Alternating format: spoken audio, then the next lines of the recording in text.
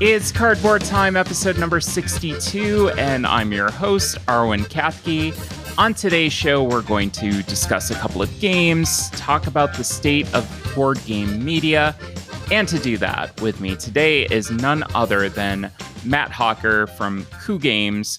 Matt, so happy to have you back on the show. It's been a little bit, and usually when you're on, we've got some pretty heavy discussion that's going to go on. So the listeners are in for a treat, I think. Yeah, I'm so excited to be here. You know, Arlen, whenever I talk to you, I swear the tea is always hot. It is boiling. I need to cool it down sometimes, but I am ready to roll and super excited to be chatting with you tonight. So let's take a look at that Shelf of Shame. It is at 152, up by one. It really didn't see much action this week, other than a couple of games coming in. Two games from Thames and Cosmos, review copies that they sent.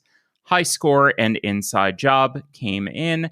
And one game got played, and that was Darwin's Journey. And I will be talking about that on this episode. And one game that wasn't off the Shelf of Shame, but did come in from a Kickstarter and finally hit the table was Steam Up.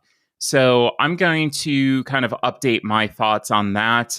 You can go back to episode number 12 and listen to my original thoughts, but a little bit of an update on that as well. So let's get into Darwin's Journey. It is from 2023. Designed by Simone Luciani and Nestor Mangione, and art by Paolo Voto, and published by Thunder Griff Games.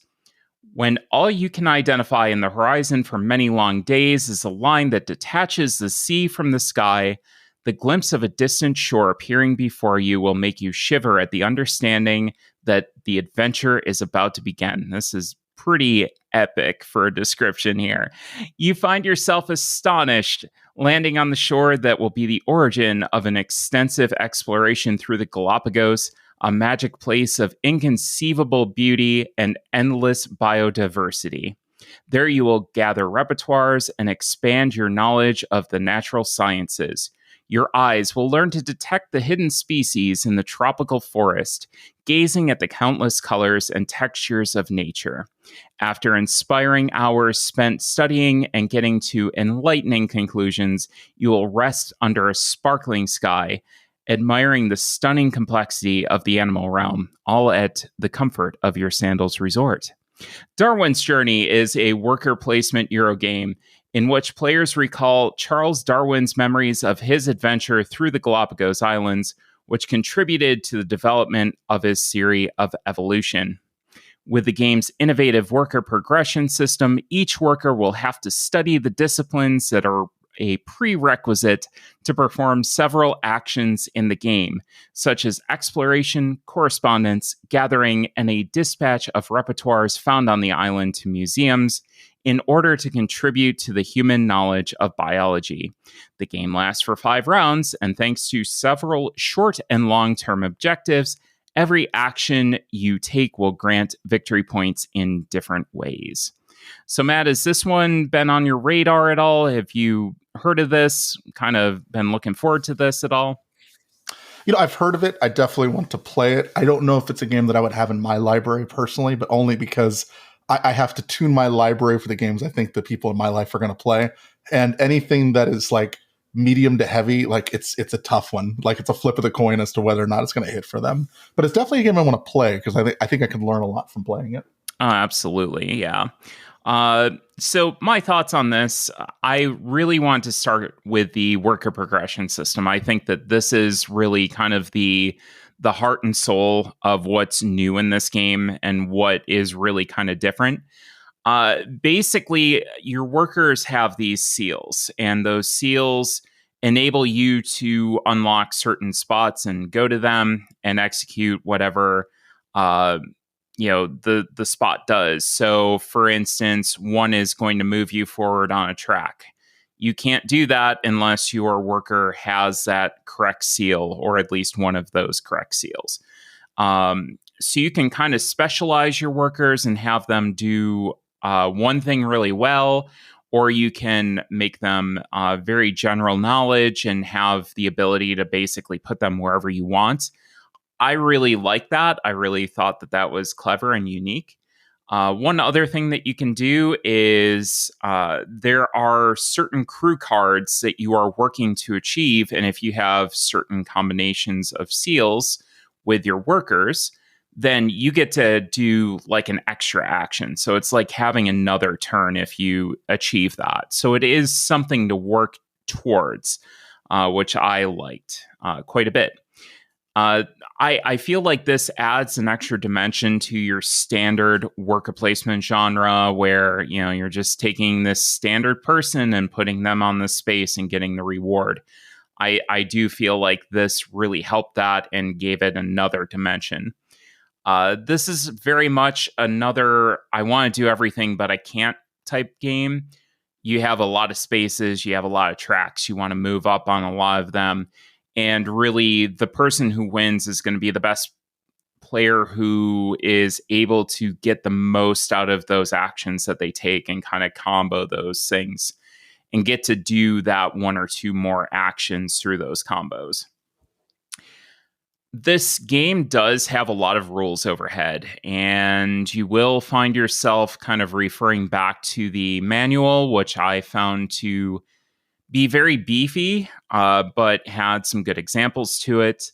It was clear what was going on, but it did take quite a bit to kind of figure out the sequencing of events. So especially in the solo mode, you are kind of going back to that rules book quite a bit. I feel like you could have had a quick reference for turn structure. That was something that I was missing. Normally, I look for that on the back of the instruction manual or somewhere in the box, and I really didn't see anything that was, especially like your end of round. This is what you do for cleanup. Those things would have been very, very useful to have on a quick reference card. This did suffer from a little bit of a slow start. As you were getting ramped up and you were getting your workers to the state that they could do these really powerful actions and really start comboing. I do feel like that was something that was a little bit slow to begin with, but it did ramp up, and it ramped up in a big way, which leads me to my next point. Analysis paralysis prone players do not play this game, especially in the late game where things are really ramping up and things are just kind of going crazy. You're comboing from this thing to the next thing. Your AP prone players are just going to sit there and analyze, well, if I do this, I can go here and here and here and here. But if I do this, I could go over here and here and here and here. And how do I combo those things and what leads into what? I had a turn, and I'm kind of AP prone, but not necessarily, like crazy like I've seen some people be AP prone. And I sat there for 10 minutes because I had looked down at the clock. I looked at the clock again when I took my turn.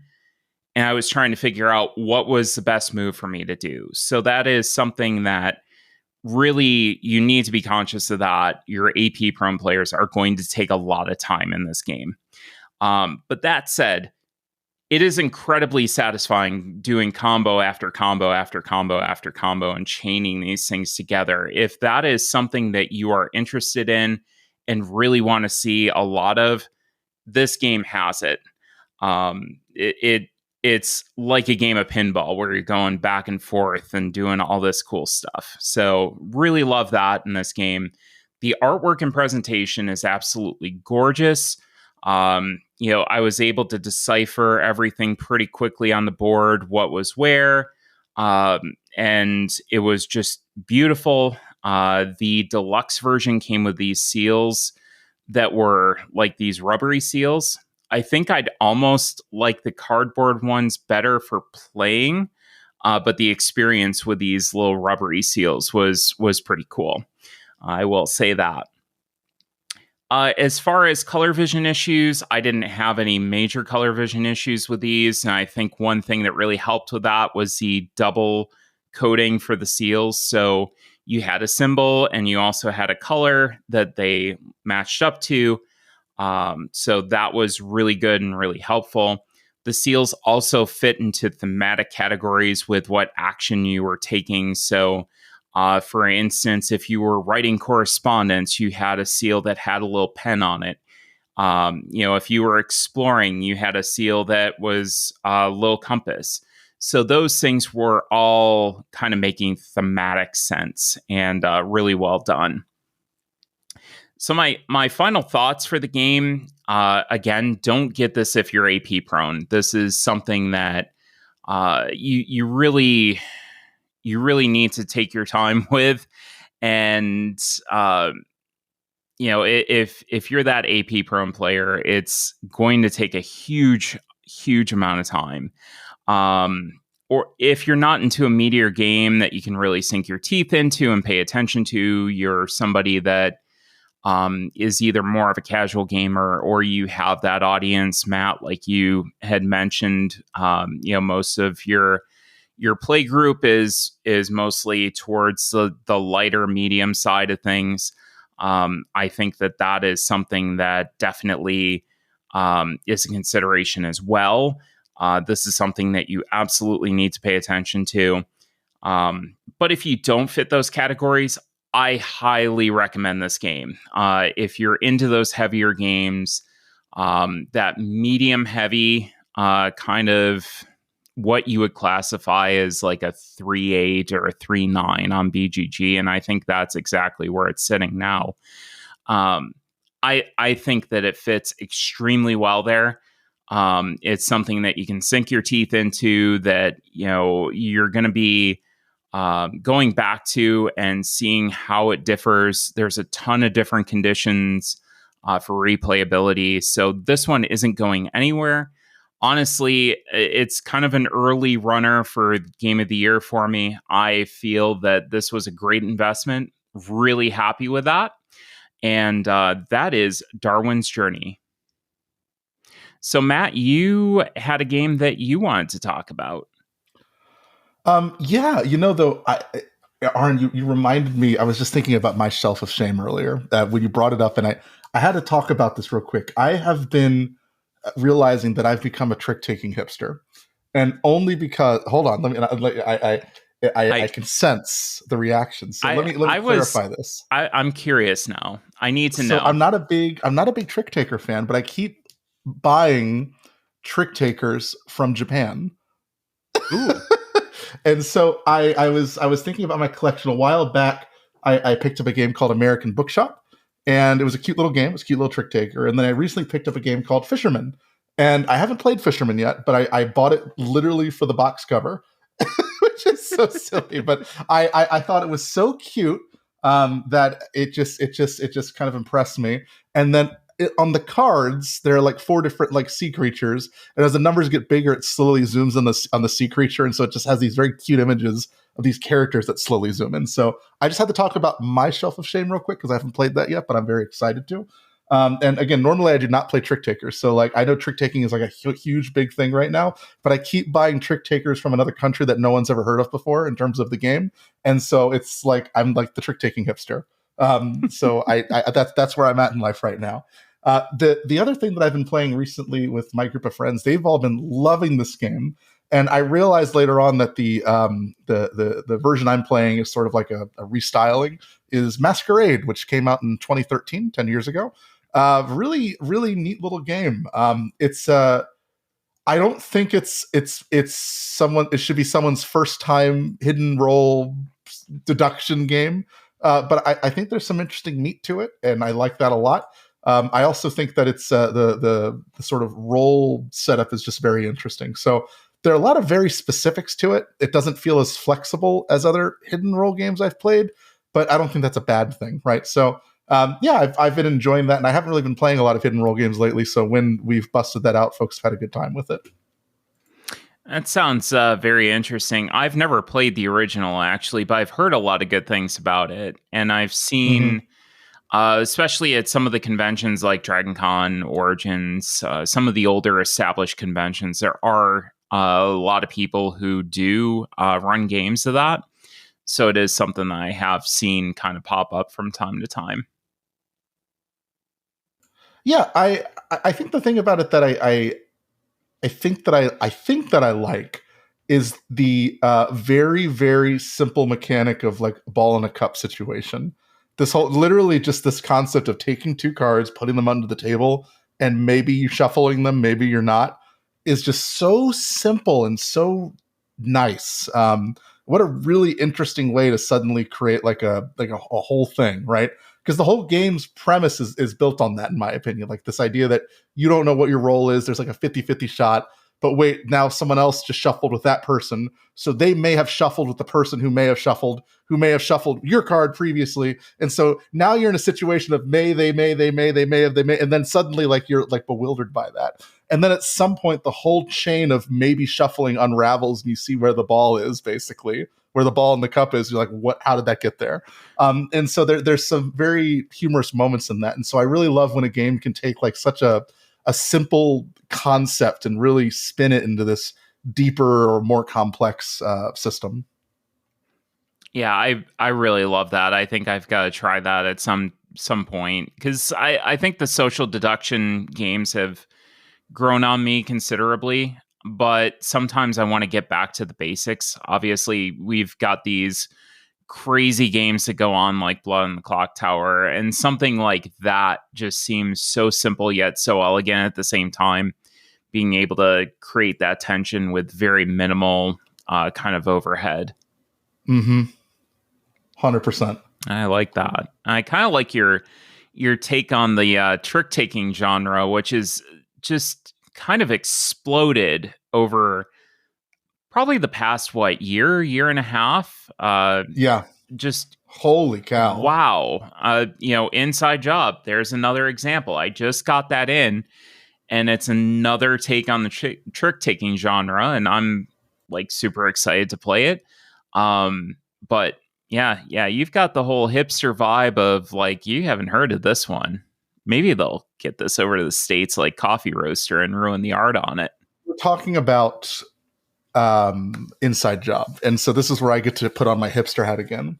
I played that game before it was Inside Job with the with the designer Tanner Simmons. It was, I believe, called Tricky Little Death, and so I think I'm allowed to talk about that. He play tested it at like public conventions and venues, especially on digital conventions like Protospiel Online. So I had the chance. It's published now, so there you go. Yeah. So I played it before it got the retheme, and so I feel like, again, I keep walking in the trick takers despite not being a trick taking fan. Like, and same. But on the other hand, and this is where I show my hipster hat again. I think one of my favorite games is a trick taker, but it's also a hidden role game, and that's Shamans. I just love that game. I think it's a fantastic game. I will say, Matt, I'm going to continue on this because I will say on that end, I have seen more love for Shamans come up lately. Right? Yeah. It's kind of interesting. We've kind of seen a resurgence for it where a lot of people at once kind of said, hey, this thing never got the press coverage that it deserved, and it needs more because this thing is awesome. And Board Game Hot Takes was one of them that they were like, hey, why are we not talking about this? This is like such a great trick-taking game. So I feel like it's starting to get its due finally. And I'm glad to see it because more people need to know about that game. So my secret theory is that when we played that at Origins last year, that started it all. I agree. I agree. Think we started. That's obviously what it is. Yeah, we were the trendsetters, and then the trend was set, and that was it. And then it just spreads. It's like Yum Yum Island. Now everybody knows Yum Yum Island. I love that name. It's such a good name for a game. Yum Yum Island. Is. Oh, it's so amazing. It is. It's amazing. Well, I wanted to touch on Steam Up. I actually wound up getting dim sum with a good friend of ours, Logan, who we had a Asian community festival that came up in Cleveland this weekend, and completely unbeknownst to me, that was happening. So we went outside of our normal comfort zone of a place called Li Hua, where they bring out dim sum on carts. And we went to Emperor's Garden, which is another Chinese and dim sum restaurant. Wonderful little place. We had a great time. And I wanted to do a dim sum morning, followed up by going back to our place and getting Steam up to the table. I thought that that was a really cool combo and just a nice way to kind of do the morning, early afternoon kind of thing on a Sunday, like the perfect Sunday afternoon. So I did get to play that again. If you want to know my original thoughts on the game a little bit more detailed, check them out in episode number 12. And I finally got this out to the table. I'm so happy. I really want to touch on the components because the components are these squishy little dim sum pieces, and they are so satisfying to play with. They look amazing. Like, this game has such table presence. I absolutely loved it. I set it up and I couldn't wait for Allie to see it. She was upstairs when I set it up, and she went downstairs to feed Charlie, our dog, and I said, "Hey, did you see what's on the table?" And she goes, No, the lights were off. So she turned them on. It's like, oh, this is so amazing. I think this is a game that if it gets played at a convention, people are going to flock to it and wonder what the heck it is, because it's that type of game. So really well done job on the components. A couple of notes that I will say, a couple of the cards that you can play, basically, you have to reach into this bag and pull out these dim sum pieces, which if they're cardboard tokens, it's no big deal. But if you have the upgraded components, you kind of know exactly what you're picking up on because the shape is completely different. You can pretty much feel like, okay, I've got this. So either you have to set like a little house rule where you just quickly reach in, grab one, and be done with it, or find some sort of randomization system, or just trust your players, to be honest. I mean, for us, it wasn't that big of a deal, but I could see like more hardcore gamers being upset with that. Player interaction. You do have these cards that are a little bit more mean than others that you can take out for a little bit nicer experience. But there is plenty of player interaction in turning the dim sum Lazy Susan. And it can get downright mean. There were some nasty looks that were shot across the table. And I do think that is one thing that if you are a player that doesn't really enjoy all of those interactions, that might turn you off to this game. I thought that they were humorous, and we kind of got over them within a couple of seconds of them happening. But I could see some players getting frustrated. So that is just a note that I wanted to put in there.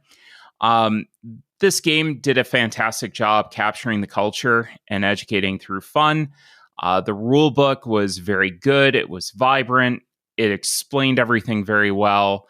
And it also added in little dim sum culture tidbits. So things like the check number is 168, and that has to do with the lucky numbers.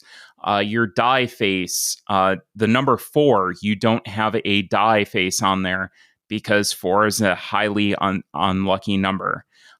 So things like that are explained and added into the game. And I just thought, that was something that when I was playing the games with the designers, they had touched on that. And I'm so glad that they included that in the manual. I found that fascinating. I found it super fun. These little tiny details that you got to pick up through the manual. So that was awesome. I highly recommend playing this if you get a chance. Fun little game. It's not going to be super heavy.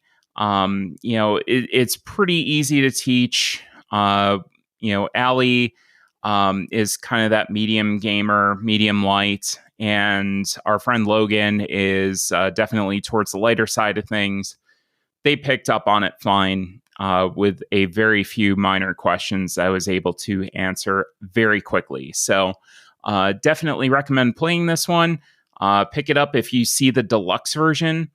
I don't know if I would necessarily pick up the standard version. I think it would be okay, but you're going to want the deluxe version for this because of these upgraded components. They're just so much fun and add such a presence to the game. So highly recommend Steam Up. So coming up, Matt and I are going to discuss the state of board game media. You won't want to miss this. That was my big kind of clickbait title there to lead us into this. You're gonna need some really big font for that. Huge font, the biggest font possible. It's gonna go beyond the thumbnail. It's just gonna you're gonna see part of the Y from the U, and it's just nothing else. Cool.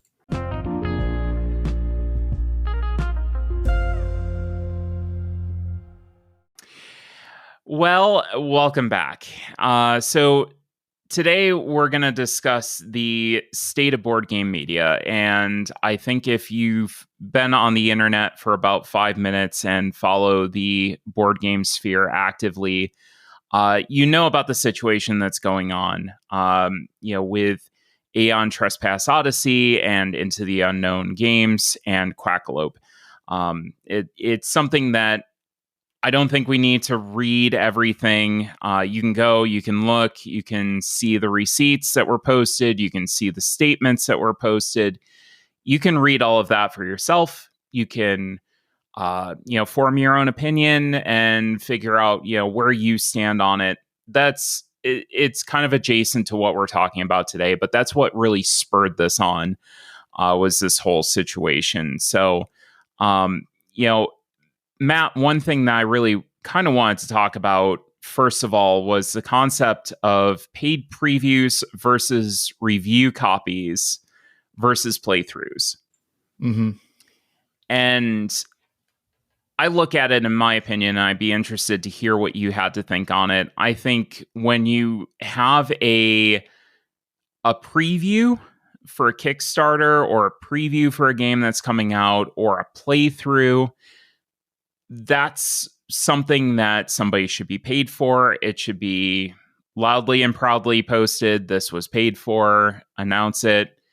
When it comes to reviews, that's where I start having an issue with it. And it's kind of my own ethos that you shouldn't be paid for a review.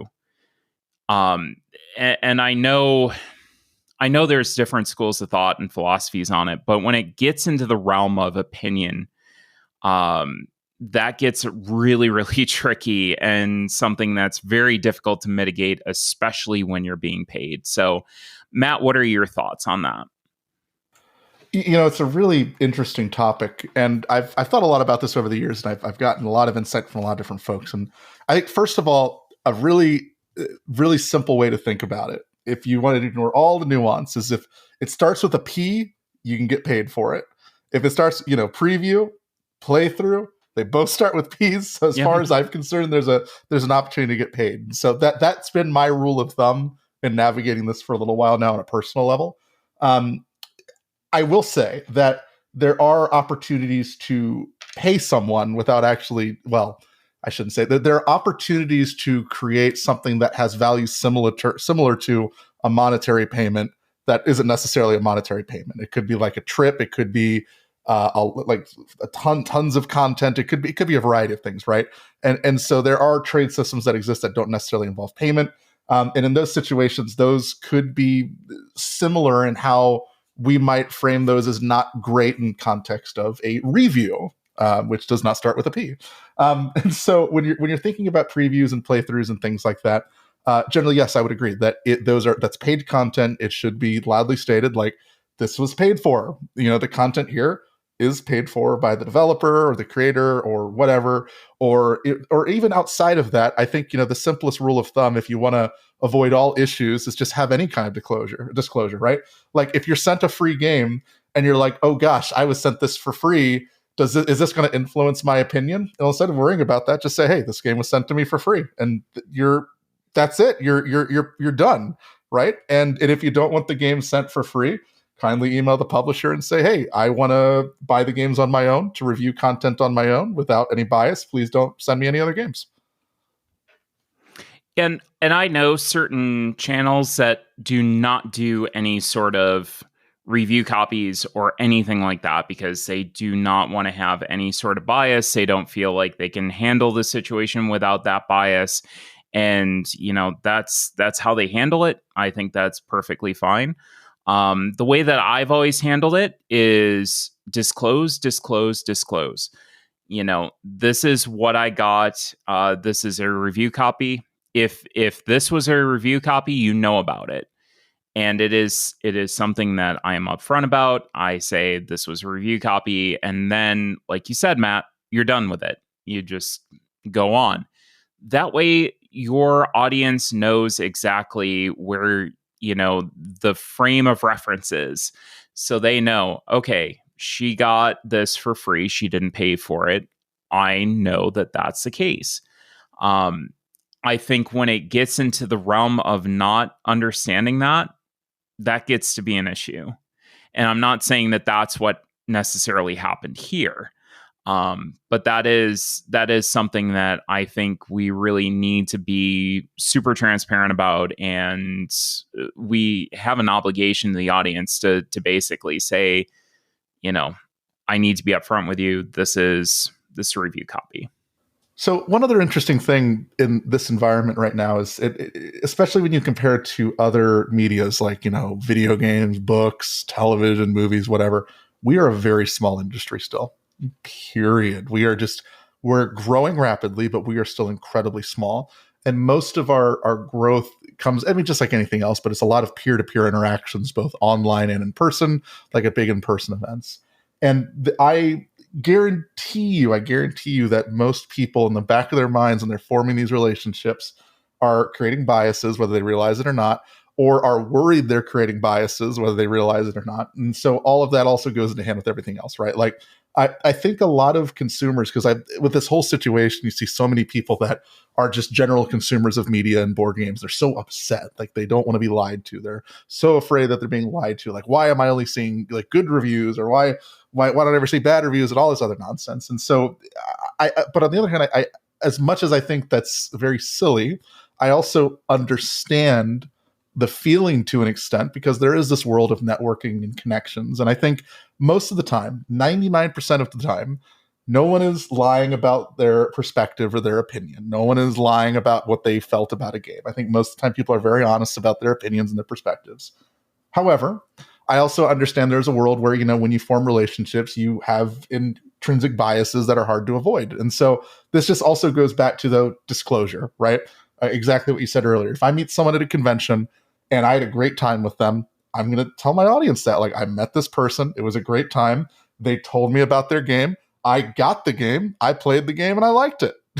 It helps that the creator was great, right? Yeah. And I think that's totally fine. And so, I think people just want to see, Arwen, you and I were talking about the sauce earlier, like, how's the sauce made, right? And, when you're creating content and we're working with content creators and you're working with publishers and you're doing your own stuff, how the sauce is made. You get to see how the sauce is made. You have these interactions, and it's not that exciting most of the time. It's there's not some like deep conspiracy to hide all the bad reviews and all this other stuff, but in most situations. And so at the end of the day, like, while this big hot thing is going on right now, there's this huge discussion. I think it's worth reminding folks, a lot of this is really boring. A lot of this is like, hey, here's a game, and then someone's like, cool, I'll look at it. And then they look at it, and then they may or may not post a review on it, right? But I think that there's this layer of what's actually happening, what people interpret as happening and what people want to believe is happening. And all those things kind of come together here. Yeah, and kind of to address a couple of points that you made, I think that you did an excellent job in talking about the relationships, right? Because I talk about people that I've met through the industry. I think if you're any sort of person that is dealing with the industry in any way, if you spend about 5 minutes in the industry and you're somewhat sociable, you will meet somebody and you will have an interaction with them. And that goes again to that like immediate, oh, am I establishing bias, that kind of thing, because it is such a small industry. I think the kind of inside sauce from my perspective and how I deal with things. And this shouldn't really be a huge surprise to people because I've talked about it in bits and pieces over the years. But really, if I'm going to go and get a piece of content from a review copy, normally what happens is a publisher will go, usually a publisher that I already like their stuff or haven't, sometimes taken a look at their stuff. But in general, I have publishers that I know there's a good chance that what they produce is going to be something that I'm going to like.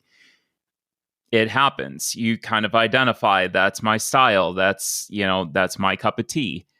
There have been instances where I've gotten a review copy and I have had to have a very tough conversation on more than one occasion with that publisher to say, this was not for me. What do you want me to do? I don't want to spend time talking about a game that I didn't like. If I really hated it, if I felt that it had, no redeeming value. Vivid Memories is the exception to that, but that was not a review copy. So, that was a callback right there. But I think when it comes to content creation, for the most part, I don't get paid for this. The only thing that I get from this is the ability to get review copies every once in a while and have these awesome relationships with people and get to play more board games and then talk about them and some people listen. I don't want to spend that time being overly negative. So when it comes to the content that I produce, it is inherently going to be towards that positive side. You go back to my reviews, and most of the stuff that I touch on is either, yeah, I really love this, or this maybe wasn't for me, but this might be for this person or that person. If it's something that I felt had no redeeming qualities whatsoever, I wouldn't talk about it because, believe me, there's been a few that I haven't talked about on this channel. So I think the other thing that I wanted to talk about when it came to that was those conversations that have to happen. And it is the most feared conversation I think that I've ever had in my life. And that's almost including coming out to my parents. Because, you have this social relationship with this publisher, and it is a tough thing to go and say, this baby that you picked up, wasn't for me. And that's usually how I phrase it. They've all been gracious. They've all been fantastic and said, hey, just don't do the review, do whatever you want with the review copy, give it away, give it to another reviewer. That's absolutely fine. And that's made having those conversations much easier. I'm still working with those publishers and that's great. But I think, if you want the inside look at the sauce, that's basically how it happens is, what would you like to review? What interests you? Because they want to get a good fit into your hands. They want, something that is going to work for you, that you're going to like.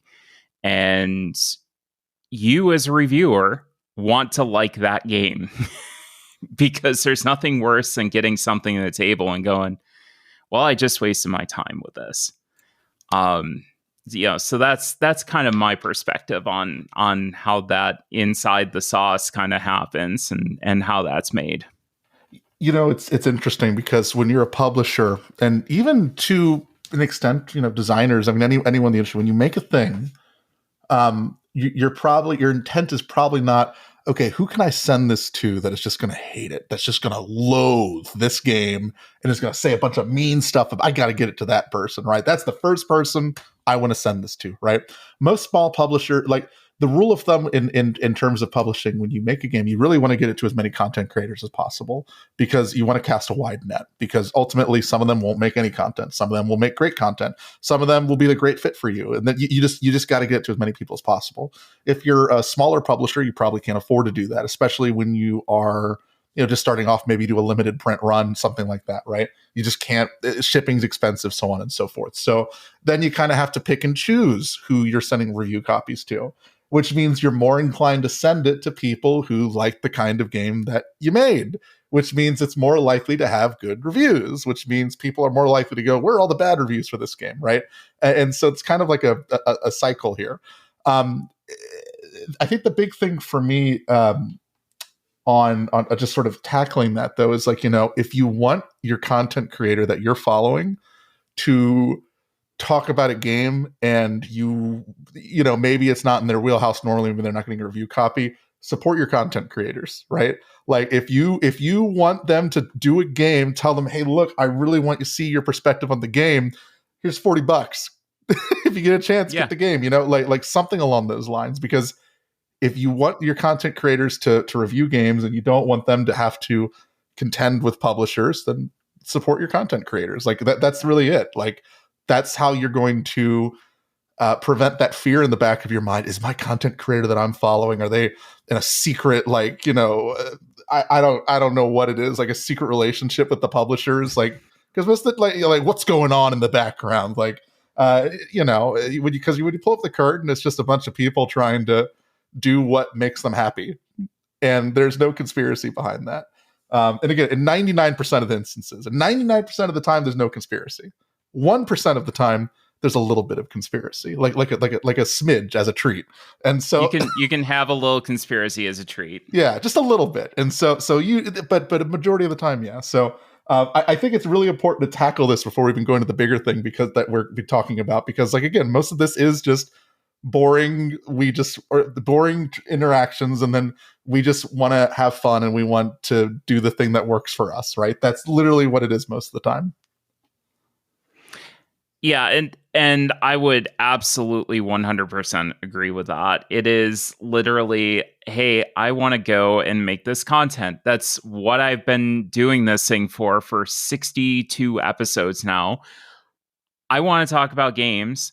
So I have a platform where, again, I talk about games and some people might listen, and that's awesome. And I have a great time playing games with a bunch of great people, in this community. And, it's an awesome experience that I've gotten to have through this podcast, and I wouldn't trade it for the world.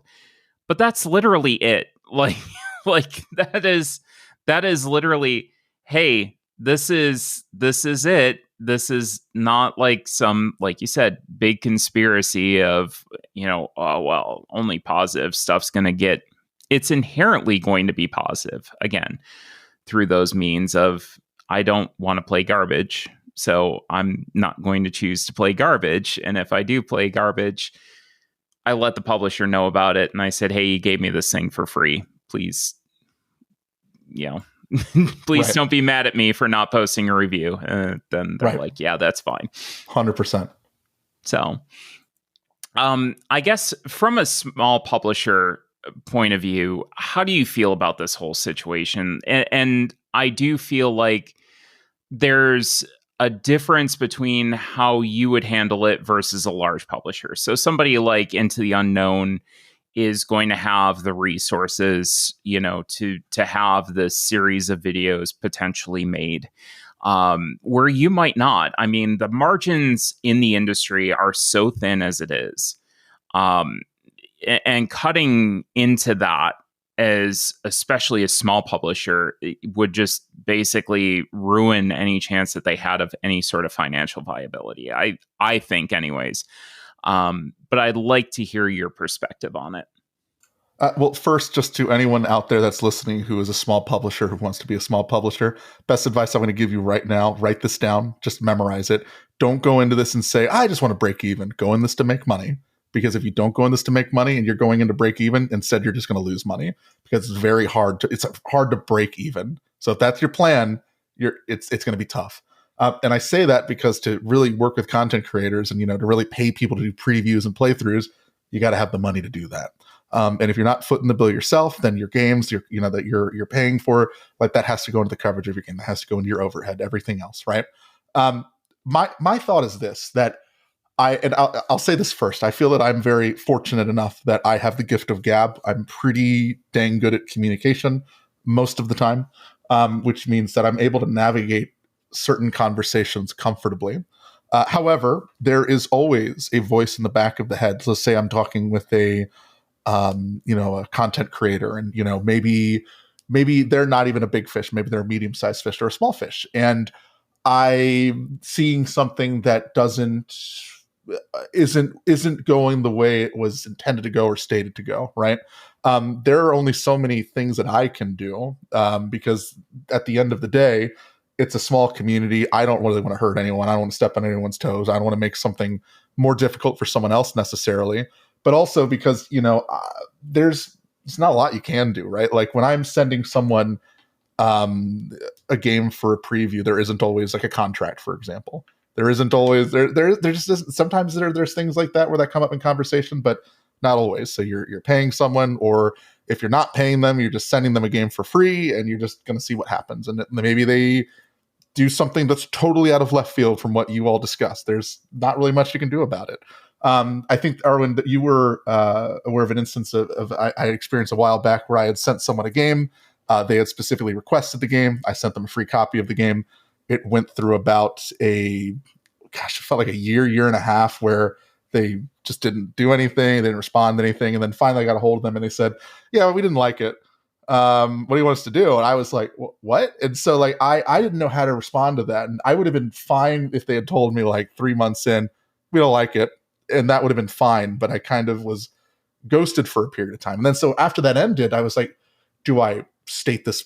What do I do in a situation like that? Because like if some other small publisher sent them a game, like imagine you did like a small print run of 100 copies, right? Maybe you're a very small publisher and that person received your game. That's 1 out of 100. Suddenly you're out this one copy. And that's kind of huge when your margins are insignificant. So your ability to navigate those situations is very difficult and very tricky. And there's always a voice in the back of your mind that goes, okay, what if this goes really wrong? What are my options? And your options aren't really great. And that's why my understanding with a lot of the bigger players, like their whole thing is like, we know there's a certain number of instances that aren't going to work out for us. We're just not going to hear from them, or maybe something's going to get lost in the mail, or it's not the right fit, or any number of things, right? So we want to cast a wide net.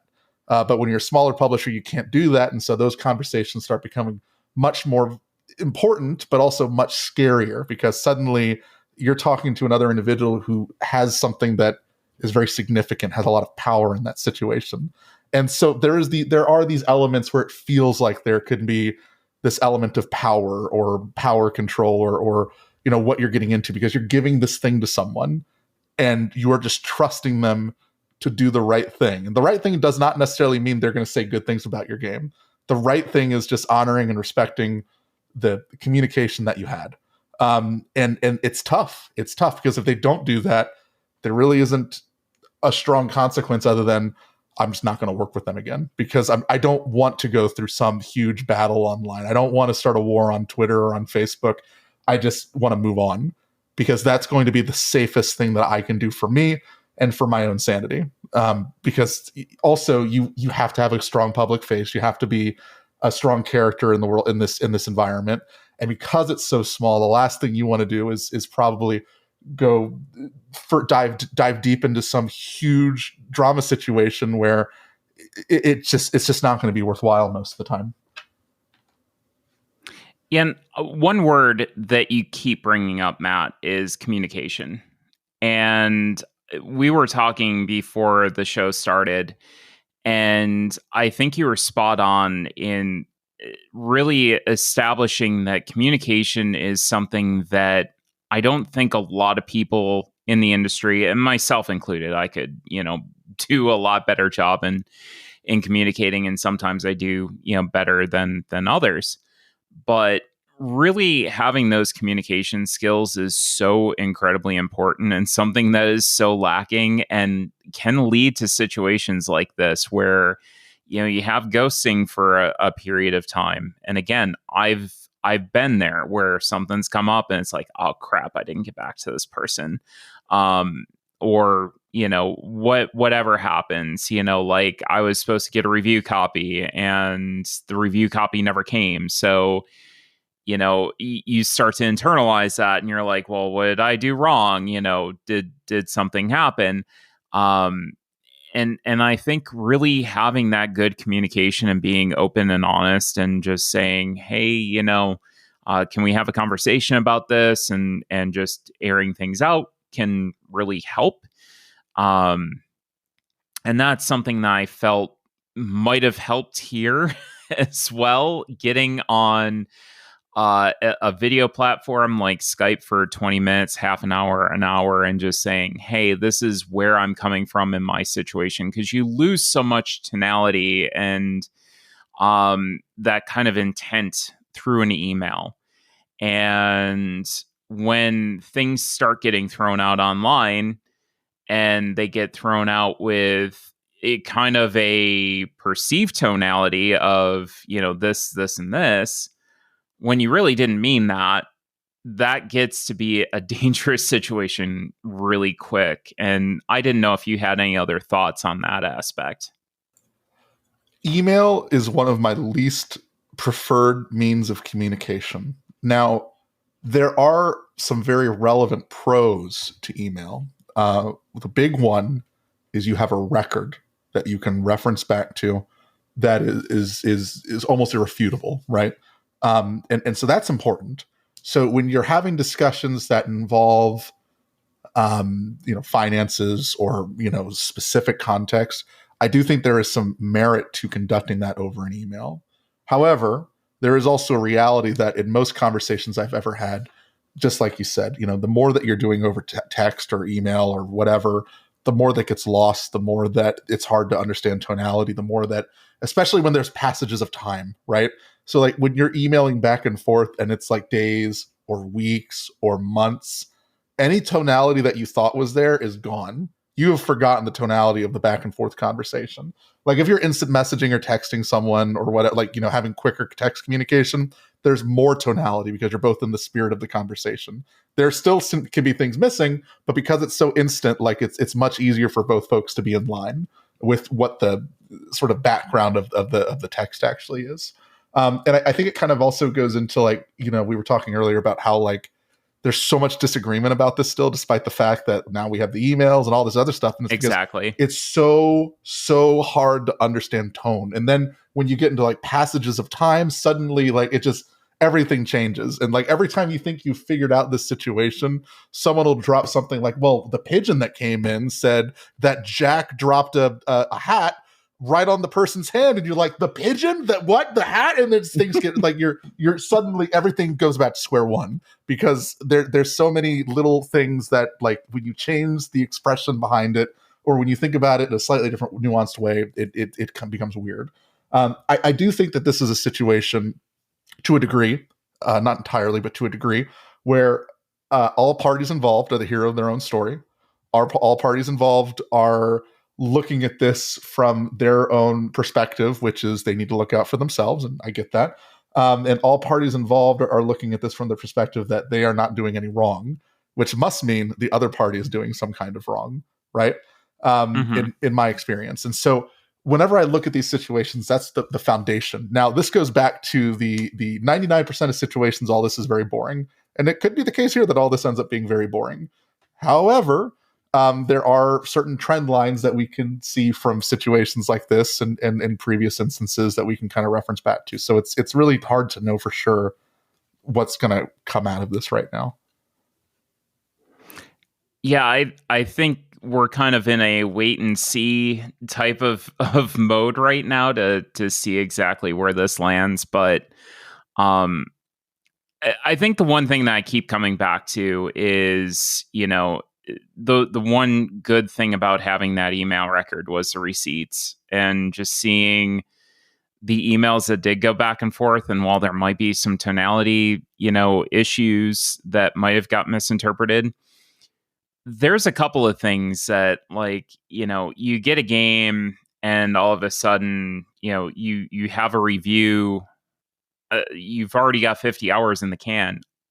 I guess part of me is kind of blessed in the way of I only make an hour's or an hour and a half's worth of content every 2 weeks, and I don't have to worry about just churning everything out so frequently that I can sit and I can wait and I can say, well, if I don't talk about this week, then I guess I'll talk about it on the next episode, and that's fine. I don't have to chase that, ever looming deadline that if I don't get this content out before somebody else is going to beat me to the punch.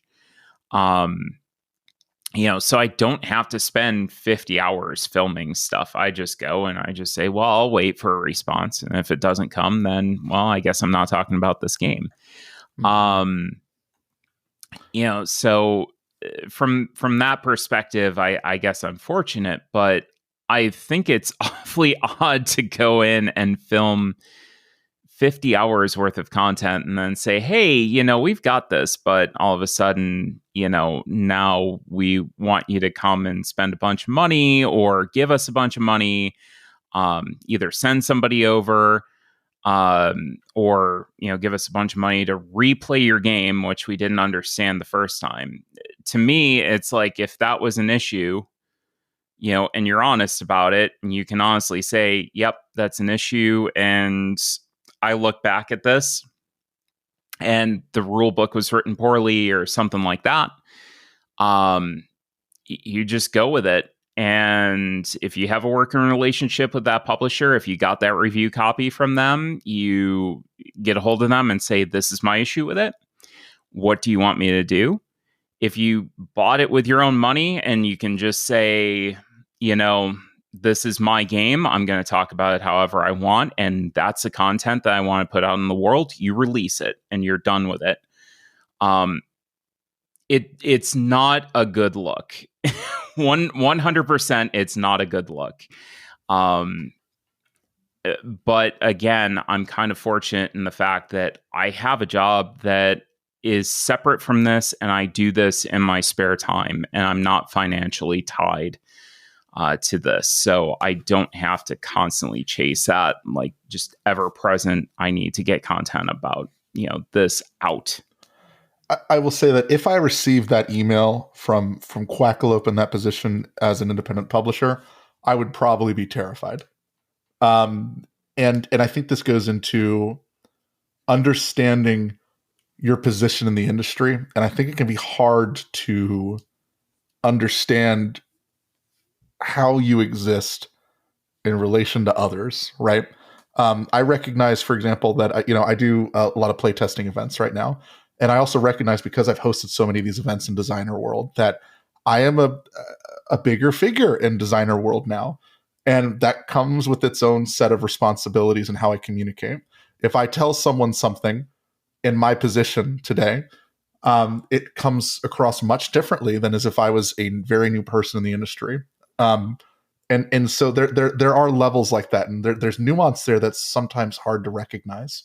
But I do know that, again, if someone had said, hey, I made 50 hours of content in your game, I didn't have a great experience with it. Okay, fair. But if you want to spend $7,500, I'll work with you to make new content. And we'll not share the old content. But if we don't do that, I'm going to release the old content, right? If that was more or less the conversation I had, even if that individual had the best intentions in the world, like even if they were literally like, you know what, I just want to make better content for you, and I just, I think that because I think there's a world where I could see good there being some argument for good intentions. Sure, even if that was the case, though, I would still be terrified in that conversation. I would be like, holy cow, I'm going to get demolished by this huge content creator, and I'm going to have to spend $7,500 to avoid that. That is probably what would go through most publishers' minds. Whether or not that email that was sent to them was malicious or was with good intent, it doesn't matter, because that conversation is real. And how you're observing that individual is probably going to play a part. Most publishers themselves do not have in-house content creators. They do not represent themselves well online. They don't have communications degrees. And so when you talk to someone who has a built-in audience, who may have an audience so big that their core audience are a huge part of who's funding your game, right? That's a big deal. If someone came to me and they made family weight games, and maybe they had the best intentions in the world again, and they're like, I want to make this great video for your game. I've played it, but it's going to cost $2,000. But but I also had some issues with it, so I'm going to probably just either release my honest video, or you can pay me and I'll do a preview or whatever. Of course, I would think, well, I guess I got to pay him some money, right? So I could see a world where that exists. I don't think that is the norm. I don't think that is commonplace at all. I don't even think that's necessarily what's happening here. But I do think that it can be interpreted that way. And if it can be interpreted that way, that in itself is a problem. That means somewhere along the way these conversations have taken place and the way these conversations have developed has not been in a way that is healthy for all parties, right? It's starting to teeter into that area where there's something not right there. And I think it could get back into a good place quickly, but there is something that's missing in the communication there very clearly, because like if that happened to any other smaller publisher, or even another similar sized publisher to them, even to them, because literally that was their response, I can understand why that response would take place. Yeah, I absolutely agree with that. I think, again, it comes back down to communication and, being upfront with your intentions. It sounded like there was a lot of like backloaded stuff, like all of a sudden now this is the situation and how are you going to deal with it kind of thing, which would put anybody on edge.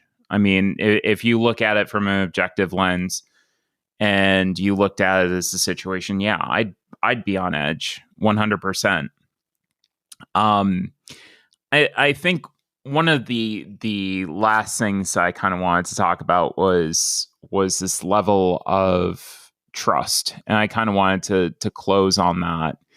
From our perspective, there's a certain level of trust that our audience puts in us, and we have an obligation to them to say, we're open, we're honest, we're transparent. This is the situation, and this is what you're getting with us. Whether that is paid content or not, be open, be honest, and be transparent. That is the number one thing that you can do. I don't think it's necessarily bad for people to get paid for their work. If you have that preview, if you have that playthrough that you're doing and you're open and honest about it, I think that's a great thing. People should get paid about, to do that and spend their time. It does take resources to film that. It does take time. It takes camera equipment, which is ridiculously expensive. Believe me, I know. I've, looked into doing a streaming setup to play some of my Shelf of Shame games. I thought it would be great to stream those. A little bit cost prohibitive right now with how expensive cameras are. But they kind of need to see where the flow of that money is coming from. If it's you're independent, that's great. I know that you're independent. I know to view you through that lens. If you get review copies, great. I know that you got this for free, and your opinion might have changed, it might not have.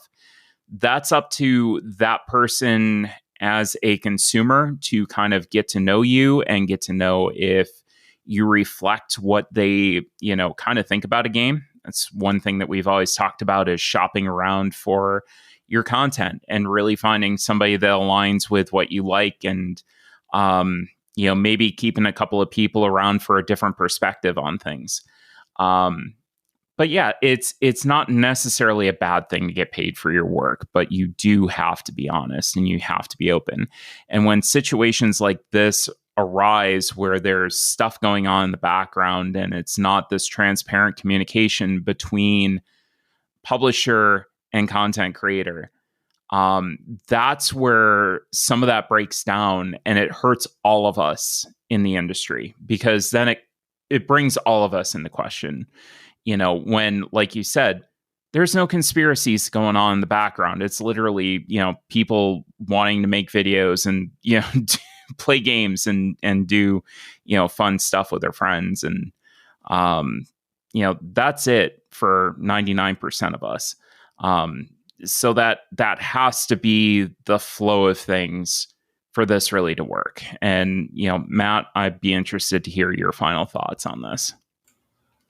I'll speak to an example real quick. There was a individual who I was I've run 2 Kickstarters now, and so my first Kickstarter, I sent them a game, and they did a preview, like a how to play for me, and they did it for free. And I was getting in the industry for the first time, and that was great. That was cool. I thought, cool. The next time, my second Kickstarter, I gained a lot of wisdom and insight on what I felt comfortable with, and I told them, I was like, listen, I loved working with you last time. I loved what you created.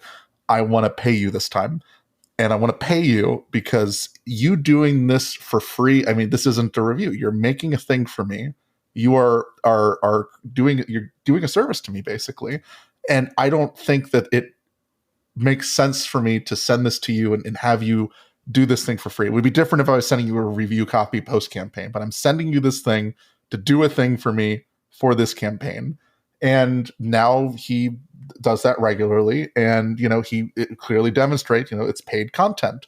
But I felt, for me personally, that was a way to build trust between me and that individual, to let them know, like, look, you have value, you deserve to get paid for your work, and you should get paid for your work. And I felt that was a way to build trust there. But I also felt like, ultimately, as a publisher, I have a responsibility to make sure that I'm being as trustworthy as possible to my audience. And sometimes that's hard to do or hard to demonstrate. So, for example, like on Board Game Geek, I can go to my Kickstarter and say, or my Discord, and say, hey, I'll leave an honest review of my game on this thing. We're trying to get more reviews. And then you'll have people go on there and they want to support the person that they backed, and they'll put some very nice review. And then someone on Board Game Geek will go, why does this have so many 9s and 10s? And they will drop a 3 because they don't believe anything. And I get it. So trust is hard. It's very difficult. And when it comes to the internet, it's very easy to be very cynical. I think most of the time people do have good intentions. And I also think that trust is hard to earn despite that. And it's very easy to lose. My insight is that if you are a consumer and you are concerned about trusting, the content creator that you follow or the publisher that you follow, just know at the end of the day, like, this is it. I understand the phrase, the road to hell is paved with good intentions, but still, most people have good intentions. Most people are doing the best they can. Most people are trying to figure out how to navigate this. This industry is so young still. This is such a young industry. No one here is the professional that you want them to be. No one here is like some 60, 70 years of experience reviewing board games, and they're, have articles in the Washington Post and the New York Times, and they sit on a chair like made out of gold playing a game and review it. Like, it's not there. We're not there right now.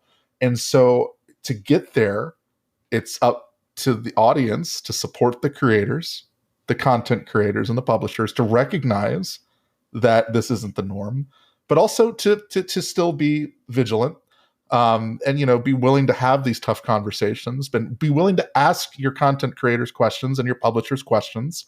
Don't be afraid to ask them questions, but at the same time, don't scathe them or destroy them just because you want to, right? Ask good questions, ask tough questions. Don't be a jerk. So all that is to say, trust is very difficult, and it's very difficult to navigate effectively. And there's a lot of ways we can be cynical about trust. But you know, I choose to not be cynical when I can help it. So I think it's best for my own sanity not to have that cynicism with everything as much as I want it to be. But again, 1% of the time, I get to be cynical as a treat. So you cannot, you're allowed that, right? You're always allowed that. Yeah, you're always allowed just like a little bit of negativity as a treat. Yeah. I try to maintain that same, and it's very difficult in today's conditions to do with everything that's going on. Another video that I almost, or not video, podcast that I almost did that I did not do, touching on the state of the world of things, but I felt that this topic was kind of relevant and something that you wanted to talk about in addition, and I needed content for my latest release, so I'm like, let's have Matt on. Come on, it's always a good time.